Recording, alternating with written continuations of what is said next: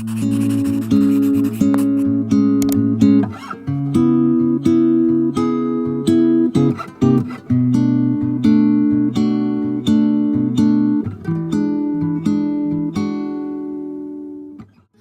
I first met you then, thought you were nothing. You were just sitting on the couch with that red jacket.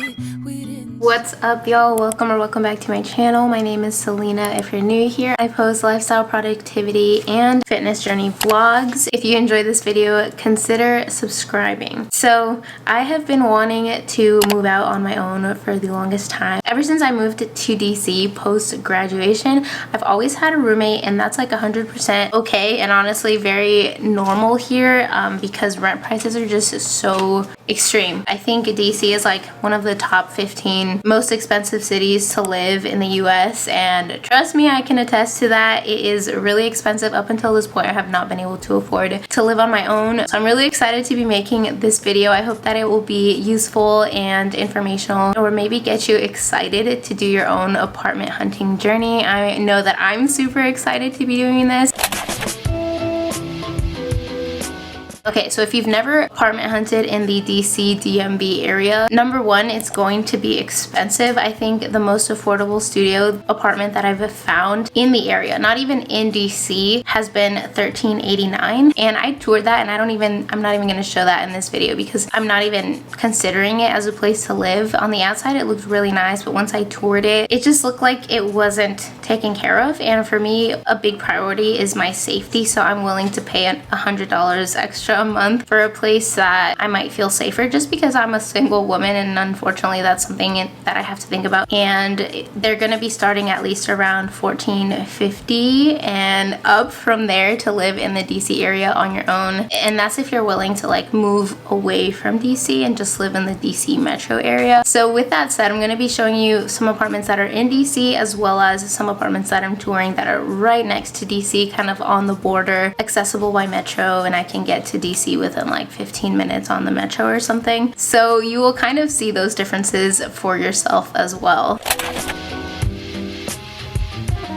First, what I'm currently looking for is a studio or a one-bedroom apartment, most likely a studio, because I am trying to look for the most affordable option to live on my own. And I also am just a single person living by myself, so I don't really need a whole ton of space. I'm hoping to live in the DC area, hopefully in a more lively part of the neighborhood, and by that I just mean that I hope that there's like bars and restaurants within a walking distance so that I don't have to always order delivery. I can actually just walk and pick up my food sometimes. That would be pretty nice. It's not 100% something that I need. What's more important to me is to live in a place that I feel safe and comfortable, and that just means something like having a front desk person or needing a key fob in order to go up the elevator. Those are things that I look for just to feel a little bit safer in my apartment as a single person. My budget is to stay under $1,500, preferably that would be with utilities, but realistically in the DC area, that's just gonna be for rent. So likely in total, I'll end up paying around $1,700 to $1,800 a month, including utilities. I would like to stay close to a metro.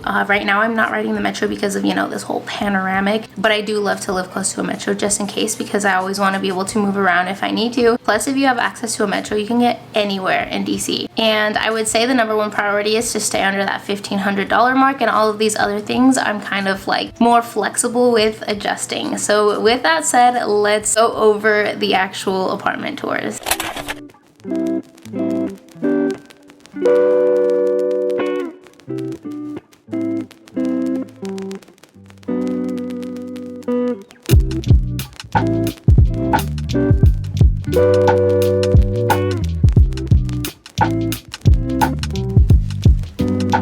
I was thinking back, way back, when I thought I had. So the first apartment that I viewed was in Washington, DC, and it is sort of in the central DC area, kind of around Capitol Hill-ish, so not too far from that. When I say central, that's what I mean. I don't necessarily mean downtown DC. So this apartment was one of the most affordable places. I was honestly very surprised to see that. It was also nice because it had a full gym, it had an outdoor pool, a courtyard, and all of the things. It's really nice. I just wasn't fully in love with the area. I did like that it was close to a grocery store and to the metro. It did have those things that were on my list of what I was looking for. It did make me feel pretty safe, and it was very clean, and it looked like it was kept up very well. The only con was that it did feel kind of small, but other than that, I really liked it. You could tell that it was remodeled. Everything was new. It had appliances, and it had the washer and dryer in the apartment. Really, it had everything that I need. And it also had a really neat little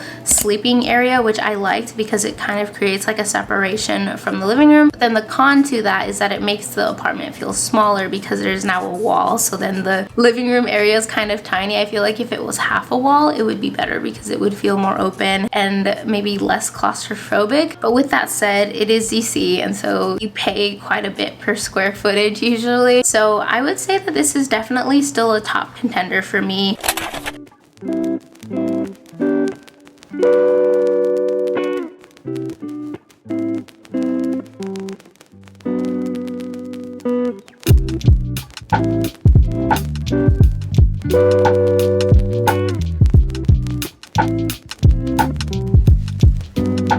I was thinking about way back when I thought I had it figured out. It's kind of insane how much square footage makes a difference, because with those extra 50 square feet, it just felt so much more open. And this one also had a sleeping area, which I really, really liked, except this sleeping area also had a sliding door, which was a huge plus. But with that extra addition, it adds almost $300 to the monthly rent, which is well over my budget. So likely that is not even going to be in the running during my apartment hunting search, but I just chose to show you all in this because it's really just kind of blows my mind how much of a difference like rent can be impacted by 50 square feet and a sliding door.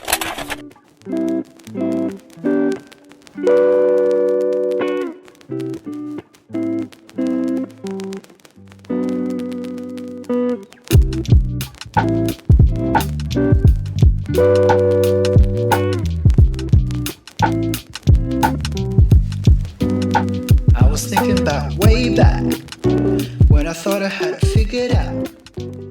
The apartment that they actually allowed us to tour was a 1-bedroom. So the video footage that I have is just of their model apartment. So keep that in mind. That wouldn't be the actual apartment that I'm considering. It's a lot larger than the apartments that I would be considering. The apartments that I would actually be potentially purchasing are studio apartments. So this second apartment complex is close to a lot of things, which is nice. It's accessible to a ton of stores as well as grocery stores and bars and things like that. And it's kind of in a lively area, but it's not in DC. So it's more so of like a retail area, which I'm not a huge fan of, but I decided to take a look at it just in case because it was pretty much at my price range, and it also just has like a lot of amenities and things to look at as well. So apartment number 3 was 1581 and it has 588 square feet. It's a pretty nice amount of space, and if you see the model bedroom, like the apartment is just beautiful. They both have a balcony, so either way I would have access outside,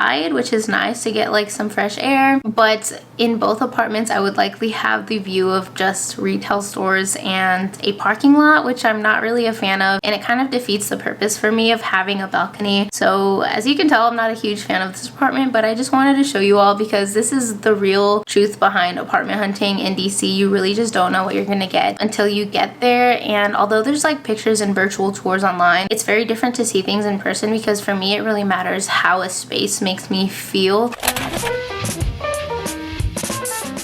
The other apartment that I would be considering at the same apartment complex is actually larger, and it only costs a few dollars more at $15.86 per month. But as you can see on the floor plan, it's a little bit of a wonky floor plan, and I'm not really sure how I would set up my furniture. However, just because it is a larger space, I think I would be more likely to go for the larger space if I'm going to be paying around the same amount of money. And apparently that one has south-facing windows, so I would be more likely to get some good sunshine. And sunshine for me, as someone who records videos in my apartment, is so important for me to have direct sunlight, and also just as someone who suffers from like anxiety and depression, I really want that vitamin D, you know, the feel-good rays of sunshine to be beaming into my room. Definitely I would say apartment number 4 at 703 square feet with the nice windows and the balcony is something that is still a contender, but it's not at the top of my list.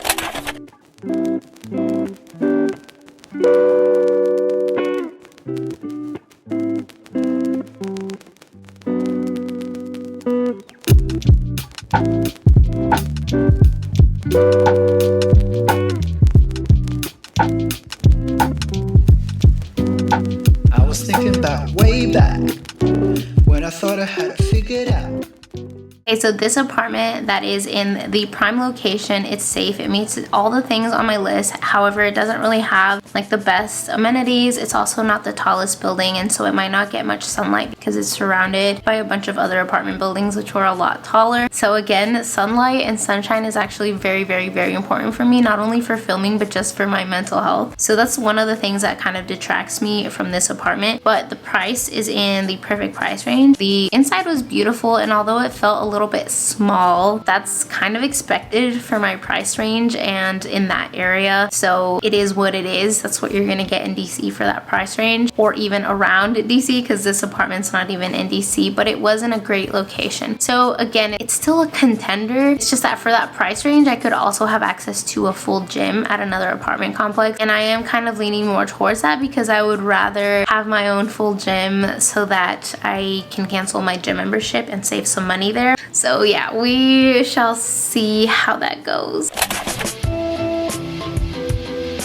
Before you even set up the tour, like have the unit numbers ready, written down when you call and you ask to tour. You can also make sure that you have the list of the things that you're looking for when you call them, because oftentimes they might have listings that are coming up that aren't listed on their website. I would also advise looking at apartments online and gathering a list of apartments that you're interested in and locations that you're interested in months ahead of your move out date. So I would definitely advise making sure that you're always looking online for these things, especially if you have kind of a tight budget that you don't want to stretch past. That's like where I'm at. And then make sure that you have a list of like priorities of what you care about most. It's a little bit hard for me because I feel like I care about so many different things, and for me, when I see an apartment in person, it really kind of sets the priority for me of where I see myself living. If you're looking to move to Washington DC, I definitely advise looking at apartments.com. I don't really use Zillow or any of that. I notice that they're not updated as frequently, and I also just advise looking at apartments.com, and then when you find apartments that you really like, also looking at the actual website of those apartments, looking at them on Google Maps, looking at the location to see if it's close to a metro, to see if it's close to grocery stores and things like that, because it's definitely a big perk, at least for me. If you're not like me and you're not looking to live on your own in a studio or a one bedroom, then there's also a lot more flexibility and a lot of websites that you can look at. There's several websites by churches in the area where you can look up roommates or housing from people who are renting out their apartments or their basements and things like that, and they're usually at pretty affordable prices. The only thing about that is that it could be anywhere in the DC-ish metro area or Virginia or Maryland. So if that doesn't matter for you, if you just want a more affordable place, there's that. Like there's niches type of websites that you can look up apartments from. If you're looking for a roommate, or if you're looking to move in with random people or things like that, or just like looking for a bedroom for yourself but you don't mind joining other people that already have an apartment and you want to maybe sublease, I definitely always think that you should look at Facebook groups in the DC area, and you can look at Craigslist, although I 100% would more so advise looking at Facebook because at least you can see like their personal profiles and things like that and see them as a real person, versus on Craigslist there's just a lot more scamming and kind of sketchy stuff that can go on. So definitely check out Facebook. If you want affordable housing, there's also affordable housing websites that you can look up. So the HUD has a website where you can look up like affordable apartments, and that would be at resources.hud.gov, where you can look up low rent apartments for any state and for DC. Another one that I found that was actually very useful, it's like a search engine for affordable apartments. It's called dchousingsearch.org. So keep in mind, for affordable housing in DC, sometimes you have to qualify and be registered for one of their affordable housing programs, like their inclusionary zoning program. Honestly, with gentrification and everything in the DC area, it's outrageous how expensive it is and how inaccessible it is for someone who is single and working full-time to just live on our own. So make sure to look into these types of programs that I will link down below, because I really think it's important to spread this information and these resources so that you can be able to find and live in a place on your own. And I think that it's great that the government has programs like that, and we should 100% use these programs to their full potential because we pay into these programs with our taxes anyway. If you have any other questions about anything that I've mentioned or maybe forgot to mention, please share them in the comment section below. If you have any questions, I'll be sure to answer them. And if you have any tips, I would love them because I'm still currently in my apartment housing search in the DC area, and I can just take all the knowledge, all the tips, all the resources. I would 100% just love you for sharing that with me and with everyone else who can also see it if you comment down below. And if you enjoyed my video, consider checking out some of my other videos and consider subscribing and turning on your notification bell so that you don't miss a single video from me. And with that said, I'll see you all in the next video.